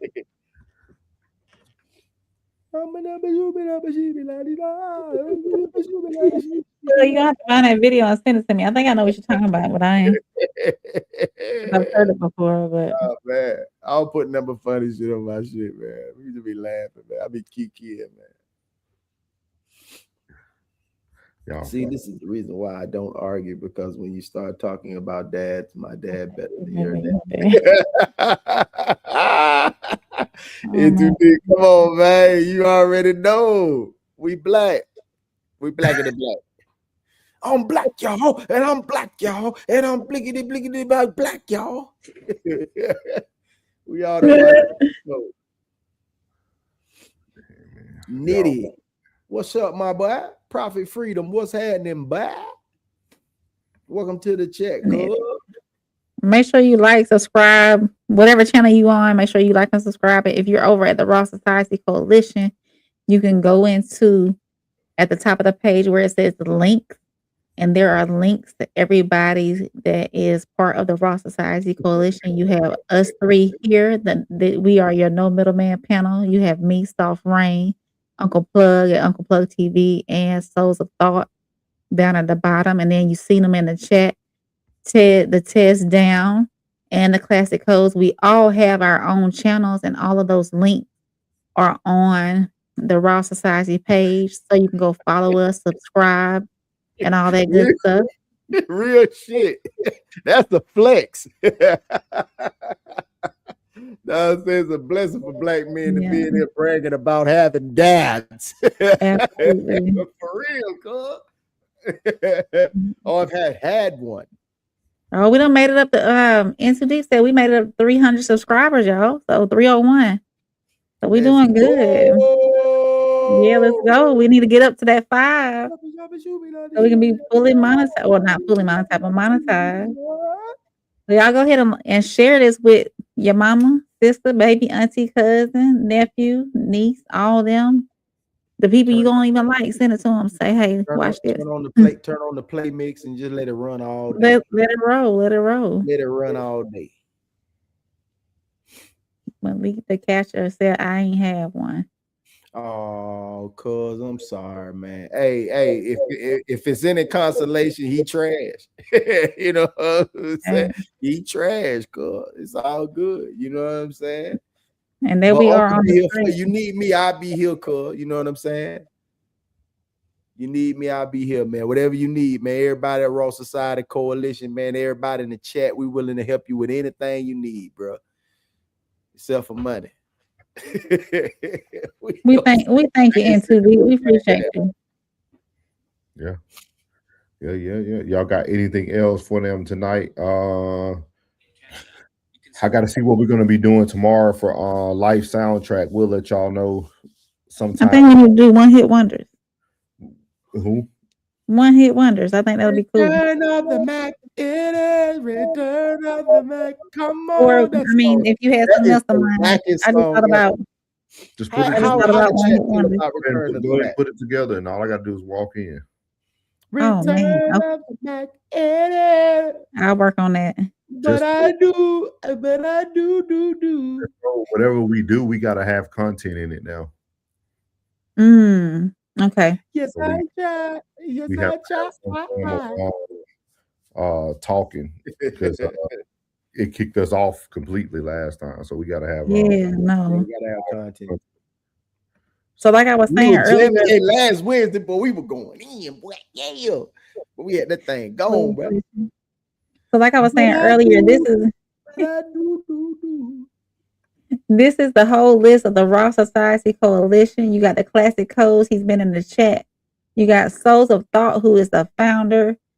Uncle Plug TV, he's right above me. I'm Conversation with Soft Rain, and you got the Tez Down. The Tez Down has been in the chat as well. We bring y'all content 7 days a week, whether we dropping a video or we going live. Like today, 4 of the channels went live today between Classic, Tez, us here on Souls of Thought, and the RSC. We're live throughout the day, so we can get you through your work day. And like Classic says, the truckers that are on the road, you can just put us on and listen to us while you're driving on the road. So we got different shows on different days. No Middleman is here Monday and Tuesdays. Wednesdays, we got Life Soundtrack with Souls of Thought.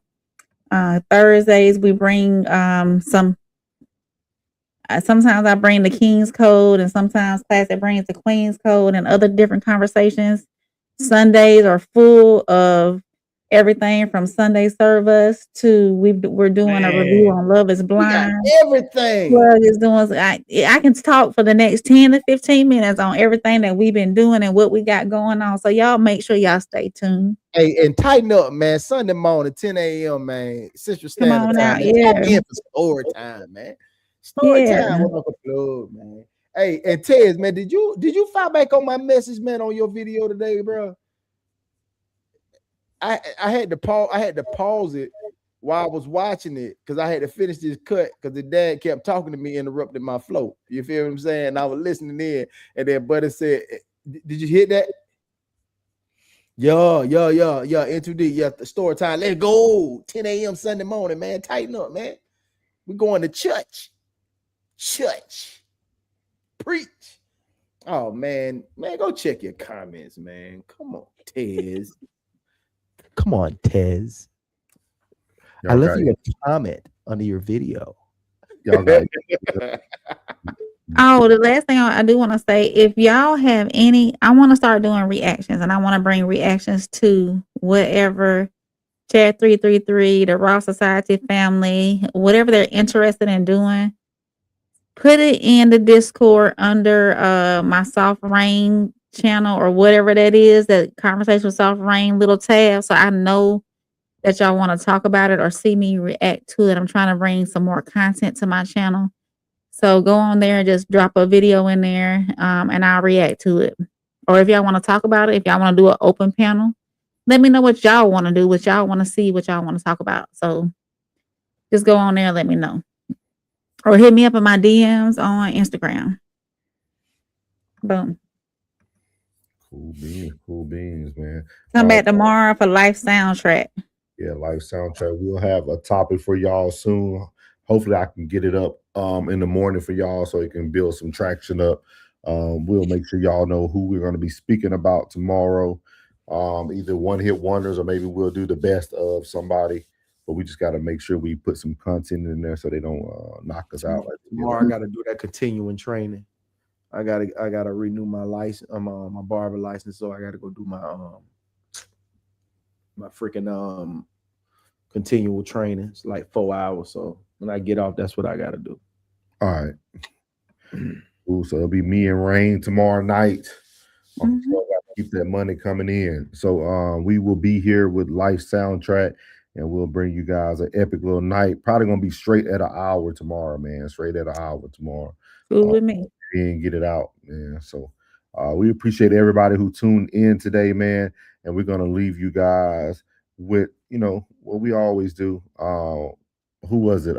Chanel said she didn't like the way we said bye yesterday, man. So y'all make sure y'all have a great night. We can just leave tonight. So no, I got you, souls. Thank you for tuning in to Souls of Thought. Just remember that God loves you. I love you. You're beautiful, and your boy is out. Why you ain't say nothing? I'm only gonna do this once. You always knew I'd make it in the beginning. Why you ain't say nothing? You believed in me the whole time? For real? Yeah. I couldn't tell. You was around me from the beginning. Why you ain't say nothing? Why you ain't say nothing? Seen them hard times couldn't kill me. Why you ain't say nothing? Why you ain't say nothing? Stages I'm on getting bigger.